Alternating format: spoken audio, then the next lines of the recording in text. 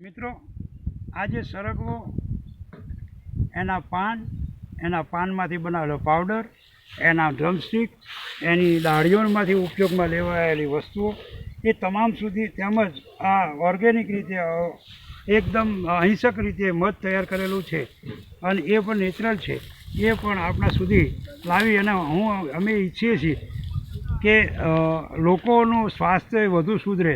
તેમજ માન્ય નરેન્દ્રભાઈ મોદી સાહેબ, આપણા જે વડાપ્રધાન શ્રી, એમણે પણ કહ્યું છે ખેતીની આવક ડબલ કરવી.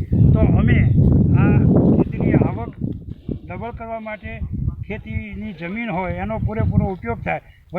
સરગવાની વચ્ચેના ભાગમાં જ્યાં એને ભડદું કહેવાય, એમાં અમે જુવાર વાવી છે, પણ કે સરગવા છે, અને સાથે સાથે મધપેટી પણ મૂકેલી છે. અને મધપેટીમાંથી પણ અમે મધ ઉત્પાદિત કરી અને અમે અમારી આવક ડબલ કરવાના પ્રયાસો કરીએ છીએ. અને 2022 સુધીમાં અમે એને આગળ લઈ જઈ અને માન્ય નરેન્દ્રભાઈનું સ્વપ્ન સાકાર કરીશું. બસ.